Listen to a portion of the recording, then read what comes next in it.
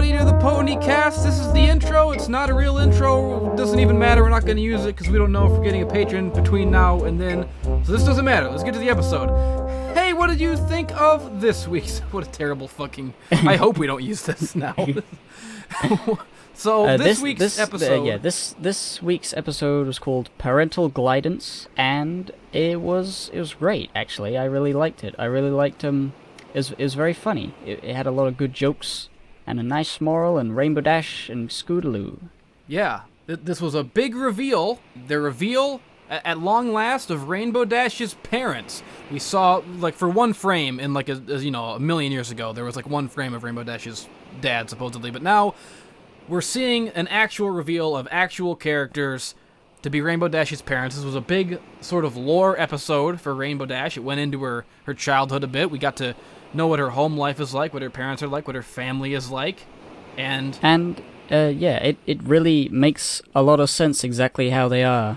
Like, it explains both why Rainbow Dash is the way she is, and also why Rainbow Dash has never told anybody about them. Yep, but that's not important. None of the stuff about Rainbow Dash's parents is actually important. Nobody is listening to this for that.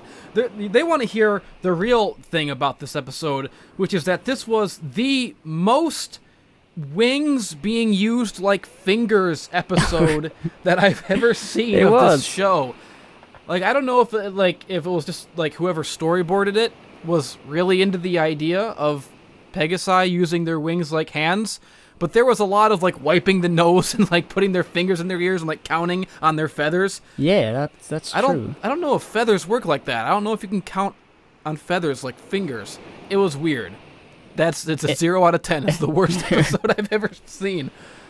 Well, I guess it was pretty weird. Especially when Rainbow Dash started counting on her wings. Like, firstly and secondly, I'm like, wait, that just looks like a big weird hand. Yeah. What happened to your hoof? That's what it looked like in that moment.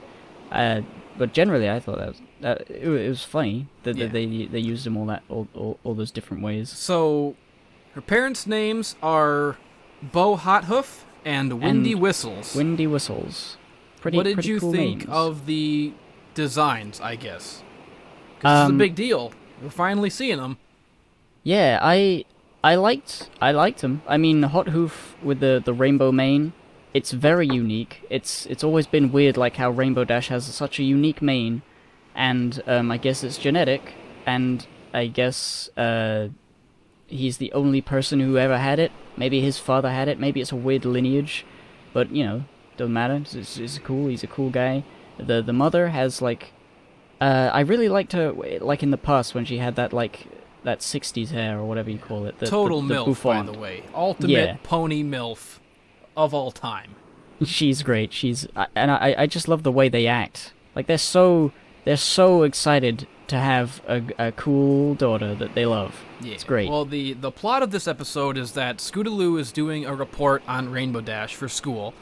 There was a great gag right at the beginning of her, setting up to go to Cloudsdale to meet her parents by like setting up this like horrific slingshot contraption and like launching herself on this death wish fucking stunt into the sky up into the clouds, and like Apple Bloom brings up like, why don't you just use a hot air balloon? And she's like, oh yeah, that would be a lot safer. And then as soon as she realizes it, she fucking flies off into the sky, and then she gets hit by a plane and sucked into the engine and dies, and that's the whole episode. Yep. And then the ghost of Scootaloo comes up in the clouds, and she's like, oh my god, am I dead? And the guy said yes. And it's a whole, like, an existential episode of like, what comes after. We're lying. This is a joke. It's not true. It's not even true. Don't worry, folks. This is a lie. But yeah, she goes up and she meets Rainbow Dash's parents, and she's very excited to meet them. And, very squeaky, very, very, very shrill. Very squeaky. Very shrill. The parents are shrill and squeaky too. Yeah, it's a very squeaky episode. I could tell the whole Scootaloo going crazy about Rainbow Dash's parents is sort of a parallel for the Brony fandom, because we've been wondering, well, most of us have been wondering generally, like, I wonder what their parents are like. Not to like this extent, I'm sure, but it's like, oh, big reveal. Everyone's gonna go crazy. Yeah, they had a lot of screen time too. This was not like off to the side, like, oh, by the way, there's her parents thing. The whole episode was about her parents and her parents' relationship to her and the whole thing. And it was, yeah, there you go. There's your fan service for you. Yeah, and it's a really nice moral as well. It's the parents are very supportive, almost too supportive. They're just like showering praise upon Rainbow Dash over and over her whole life, and it has made her like arrogant and thinking she's the best, but it's also literally made her the best by just believing in herself and doing things over and over again. Well, we come to find out, they're very proud of Rainbow Dash to the point of obsession almost. They have this big trophy room, and just for Rainbow Dash, there's a great gag with the door setting off the I the love sound effect. that door. But the trophy room, it wasn't even like just trophies. It was also like it was all gold, but it was like they had gilded like just regular objects. Like here's an apple. The first apple she ever she used her tooth on. Just and one of her diapers that Scootaloo got is like these parents are way into Rainbow Dash, but come to find out they had no idea that Rainbow Dash is now a Wonderbolt. And when Scootaloo reveals this, they freak out. They go and see Rainbow Dash performing with the Wonderbolts, and that's where we get to the crux of the episode, the conflict, in that her parents are so supportive and so excited about her and so into her and so overbearing that they are a tremendous embarrassment to her, and they're actually awful, and she doesn't want them to know about her accomplishments. She doesn't want them around because they're very embarrassing with how much smoke they blow up her ass in front of everyone. Yeah, it's relatable in a sense because I've been there. I mean, like not to that extent, but I know what it's like to be like praised in front of when you're a teenager, especially. Like, oh, I don't want people to say good job. Ew. No, get out of here. This episode was extremely relatable for me because my mother is these parents.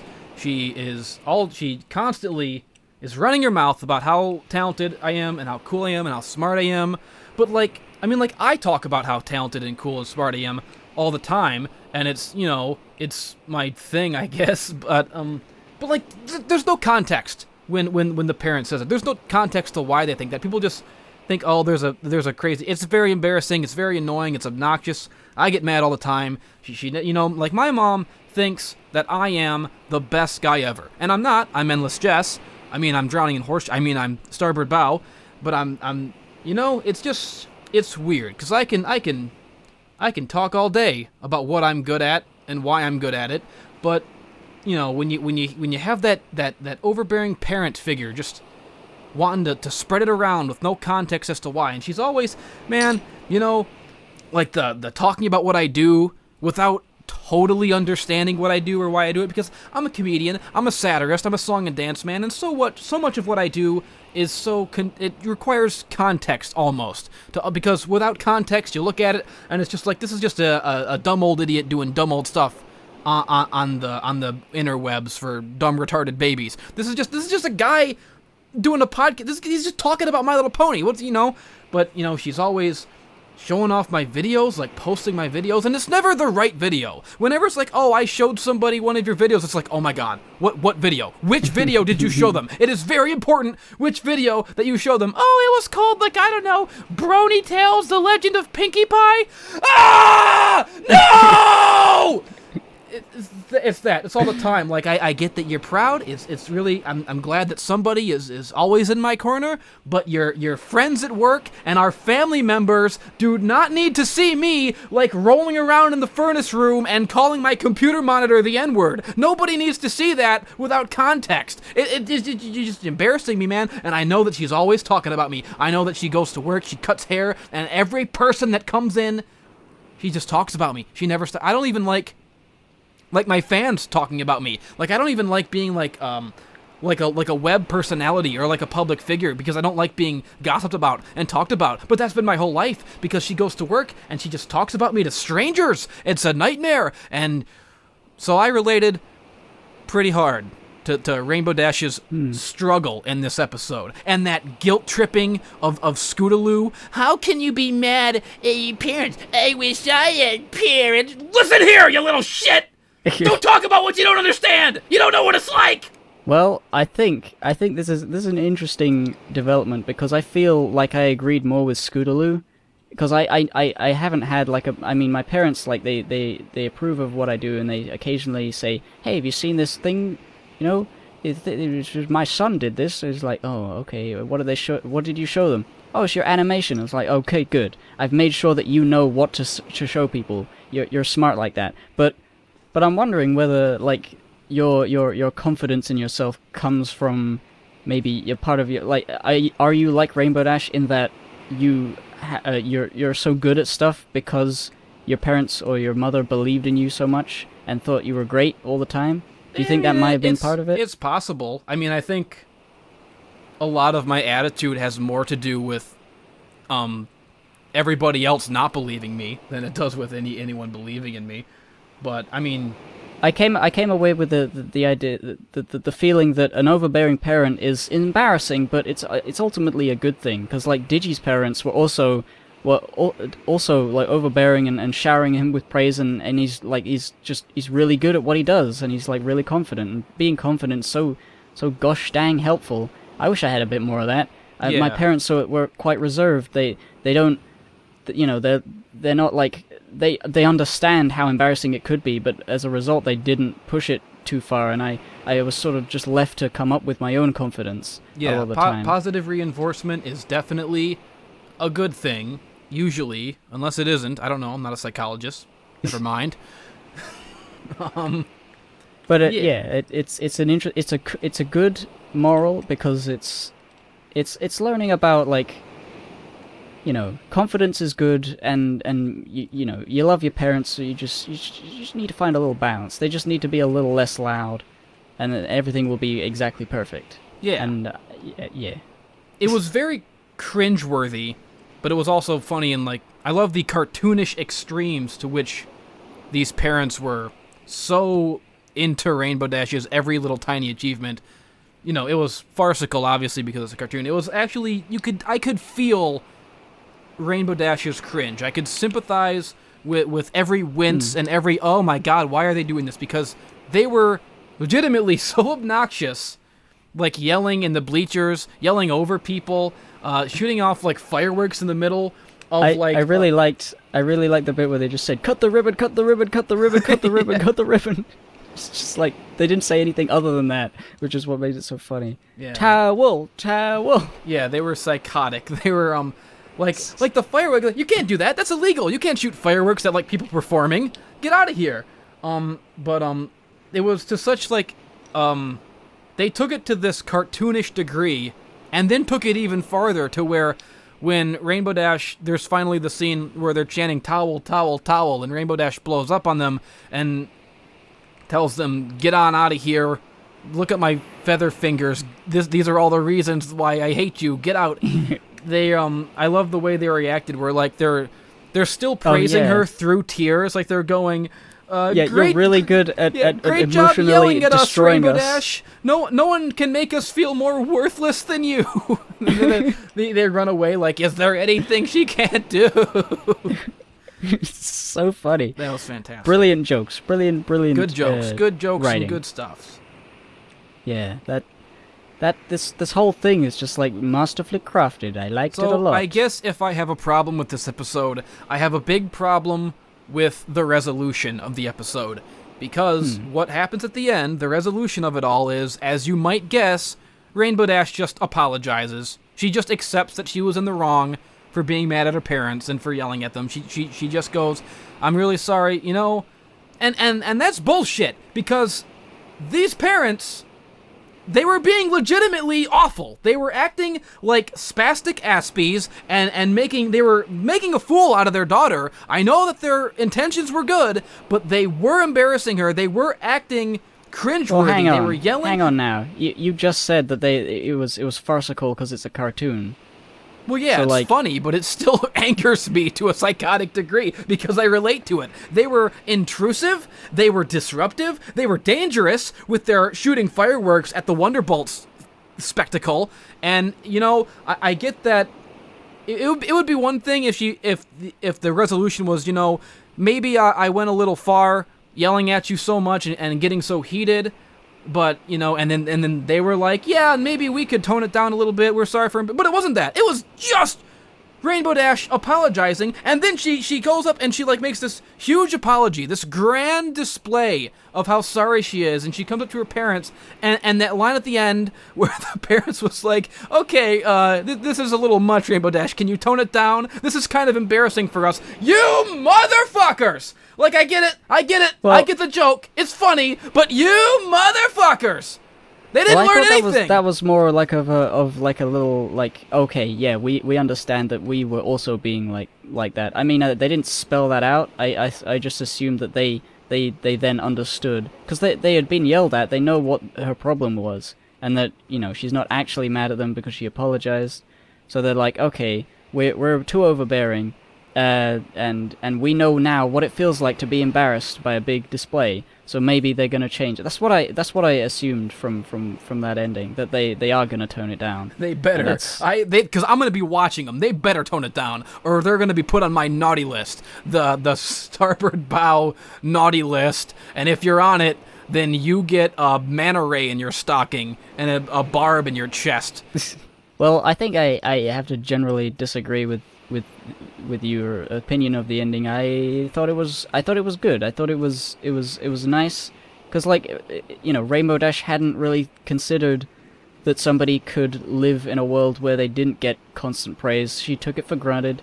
She didn't know what it was like to have, like, you know, no helpful parent influence in that way. And then that's why she turned around and she said, you know what?